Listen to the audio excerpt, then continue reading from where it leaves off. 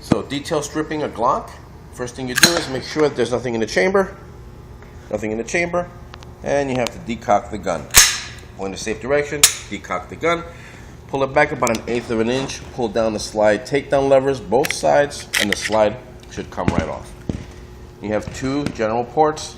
You have the slide, we'll set aside for now. We're going to take apart the components of the trigger group on the frame. There are 2 pins on this generation. This is a 2-pin Glock, 1 trigger housing group pin right here, 1 locking block pin right here. So you get a, I believe, a 3/32 punch. Any punch will do. Push down on the trigger housing group pin. This one comes right out. Save it. Usually helps to put, use a roll of tape to be able to hold it up. Next, the locking block pin. This one right here. Sometimes you need to use this, move the slide release back and forth to be able to, while you push down, and it should come right out. Then you have the locking block that you have to remove right here, and the slide release here. The slide release comes right out. Save that. The locking block is pry up. That should come out as well. Once those components are removed, you can pull up on the trigger and trigger housing group right here, and you have the frame of the gun right over here. Routine maintenance with this one is just wiping down the major areas, but no major detail cleaning has to be done after that. We'll set this guy aside.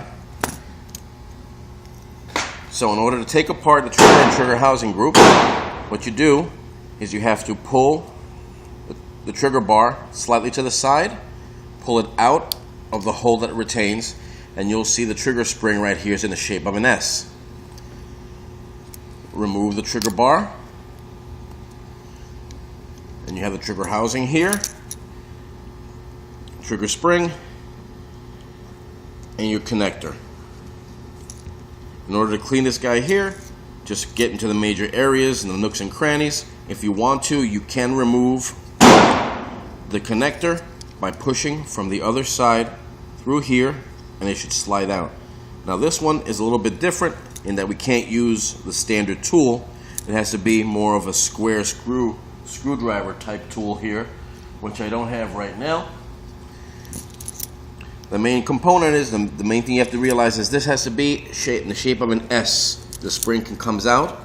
There's a hole in here as well. If we remove the spring to clean the component, it has to go back in the shape of an S. Very important, or else the gun will not function properly. In order to reinstall this portion, just slide the trigger spring into the hole on the trigger bar here. Work it back in so that this horizontal portion looks like a T, slides back into the slot on the trigger bar, on the trigger housing group here. In order to reinstall it, just drop it back in.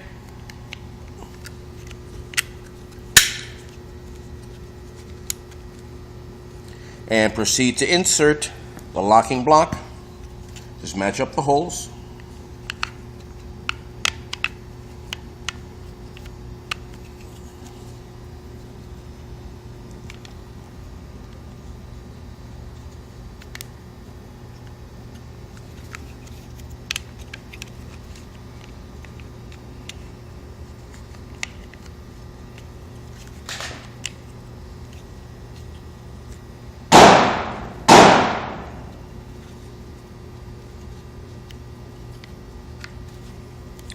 Pause the video for a second.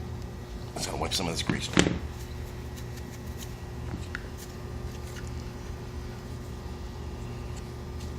There we go.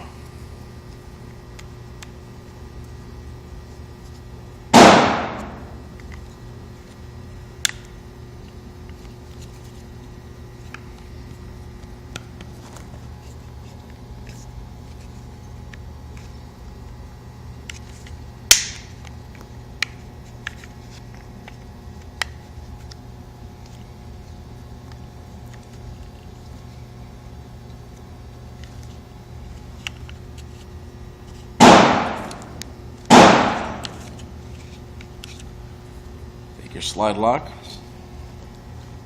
Here's a slot to the side. Goes in.